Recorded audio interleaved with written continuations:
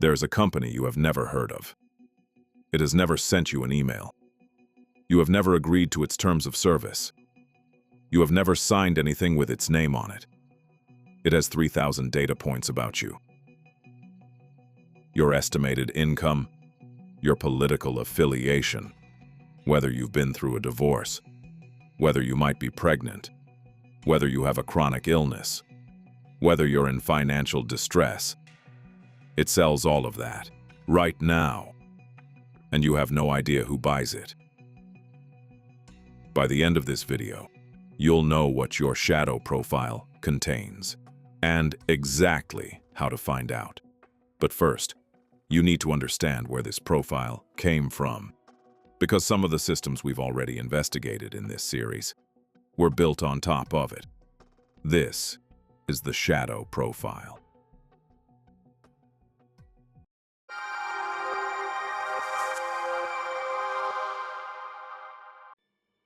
The story of data brokers starts with something almost innocent: a mailing list.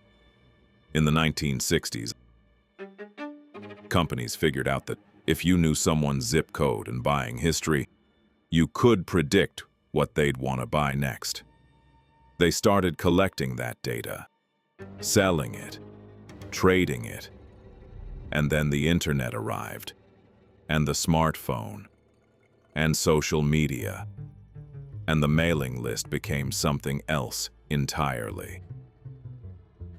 Today, data brokers collect from public records, property deeds, court filings, voter registrations.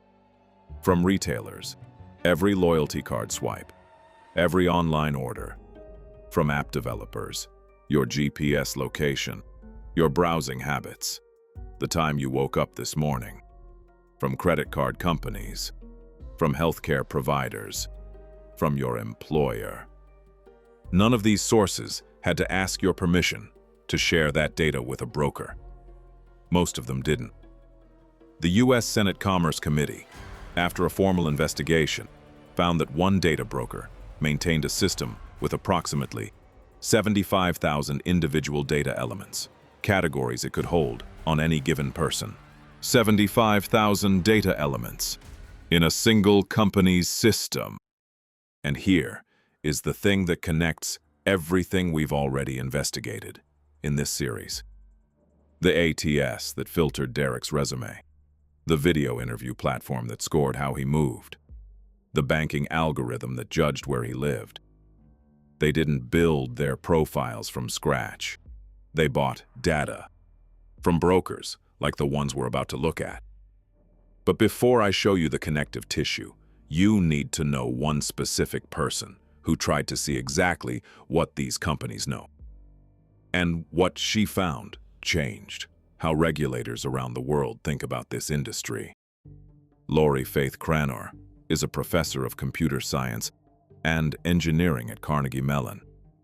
She has spent her career studying digital privacy.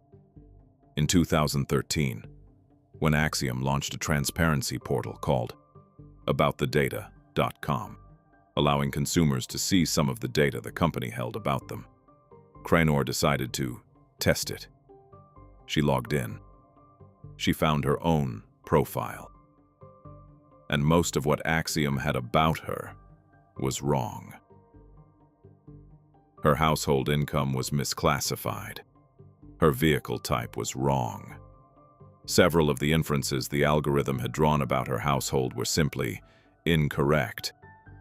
But here's what made this remarkable. She could see some of the data. She could correct it. But only the data in the transparency portal. The detailed analytics, the inferences about her personality, her health, her financial vulnerability. Those were not in the portal. Those were what Acxiom sells. And she couldn't see them. This is the fundamental asymmetry of the data broker industry. The company knows everything. You know almost nothing. You can correct the parts you're allowed to see. The parts that matter, the scores, the inferences, the prediction was about your behavior. Those travel without you. And Cranor's experiment revealed something else. Even the incorrect data in her profile had already been sold. Companies had already made decisions based on wrong information about her. She didn't know which decisions. She still doesn't. If you've ever received targeted advertising that was so wrong it seemed like it came from a different person, or so accurate it felt invasive, say so in the comments.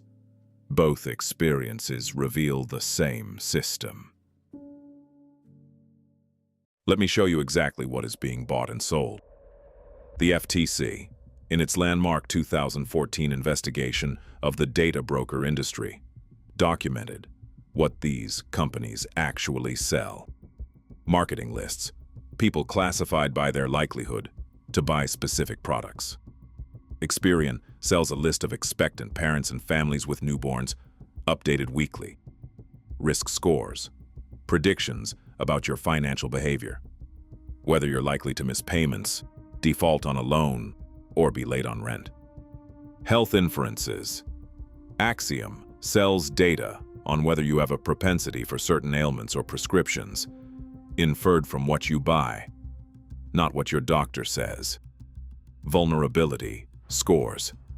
Lists of people classified as financially distressed, emotionally vulnerable, or in crisis, marketed to payday lenders, predatory advertisers, and debt collectors.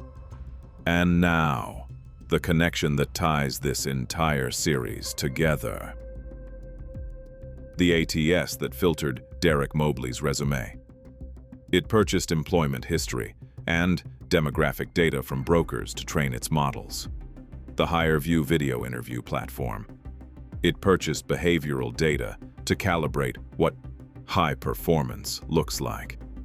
The banking algorithms that drew invisible lines around zip codes. They purchased neighborhood risk data, compiled and sold by brokers who aggregated public records. Every system we've investigated was downstream of this one. Data brokers are the invisible infrastructure of the algorithmic economy. But raw data is only half of what's being sold. The other half is inference. Data brokers don't just sell what you did. They sell conclusions about who you are. You bought antacids. The algorithm infers a digestive condition. That inference is sold to health insurance companies. You shop late at night. The algorithm infers an irregular schedule. That inference is sold to employers. You clicked on an ad for debt consolidation. The algorithm infers financial distress. That inference is sold to payday lenders. None of these inferences required your consent. None of them can be verified for accuracy. And none of them come with a right of appeal.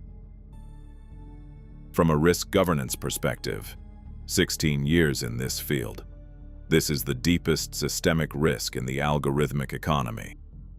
Every other system we've investigated has a known input: your resume, your face, your zip code. This one has an unknown input, a dossier assembled from thousands of sources, processed by a proprietary model, and sold without your knowledge. You can't challenge what you can't see. In December 2024, the Consumer Financial Protection Bureau proposed something that could have expanded federal oversight of data brokers for the first time. The rule would have required data brokers that sell financial data, income, credit history, debt payments, to comply with the Fair Credit Reporting Act, meaning accuracy requirements, consumer access rights, restrictions on who could buy the data and why. For the first time, the government would have treated data brokers like the credit bureaus they effectively are. On May 15, 2025, the CFPB withdrew the proposed rule. The regulation came. It was proposed. It was announced. And then, a new administration arrived, and the rule was quietly withdrawn. The shadow profile is still being built. It's still being sold. And as of today, there is no federal law that gives you the right to stop it. Follow the money. The data broker industry was valued at over $250 billion in 2023. It is growing at 7% per year. Acxiom alone reports having data on over 700 million people worldwide, with 3,000 data segments for nearly every American adult. None of this means every use of data broker data is harmful. Background checks help prevent fraud. Identity verification protects consumers. But it does mean that the most consequential dossier about your life is being assembled, sold, and acted upon without your knowledge, without your consent, and without your ability to review or contest it. This is Shadow Structures, where we investigate the systems that shape your life without you ever seeing them. If you want to understand how the last system in this series connects to workplace surveillance and what your employer may already know about you, subscribe. Next, the productivity score. Before I show you the full picture, I need to speak to you directly. You have a shadow profile. Not probably. Not maybe. You do. Right now. Today. And it has already been used to make decisions about you. Decisions about what ads you see, what prices you're offered, whether an algorithm classified you as a good risk or a bad one. You don't know which decisions. You don't know which data. And until recently, you had no federal right to find out. Now let me show you the full scale. You've just seen how this industry connects to everything we've already investigated. The resume filter, the video interview, the banking algorithm, all downstream of data that was compiled, inferred, and sold without your knowledge. And all of it legal. All of it unregulated at the federal level. All of it growing. Some states have moved. California's Delete Act allows residents to request deletion from all data brokers in the state at once with a single request. Vermont, Oregon, and Texas have data broker registry laws requiring companies to register and disclose their practices. But these are the exceptions. For most Americans, in most states, the shadow profile builds without limit, without notice, and without recourse. The federal rule that would have changed. This was withdrawn in May 2025. The industry is still growing, and the profile is still building. So, a company you've never heard of has thousands of data points about you, sells them without your consent, and the federal rule that would have changed that was just withdrawn. What does that mean for you right now? It means the shadow profile exists, but understanding it gives you more power than you think. Your toolkit. 1. Access your Acxiom profile. Go to aboutthedata.com, Acxiom's consumer portal. You can see, and in some cases, correct, the data they have about you in their marketing products. What you cannot see is the analytical inference layer, the scores and predictions they sell to third parties. But what you can see is still worth checking. 2. Request your LexisNexis consumer file. LexisNexis maintains what's called a consumer disclosure report, a file that shows some of the data they hold about you that is used in risk decisions. You can request this report free of charge once per year. It's the closest thing to seeing your legal and public record profile. 3. If you live in California, use the Delete Act. Under California law, you can submit a single opt-out request that applies to all registered data brokers in the state simultaneously.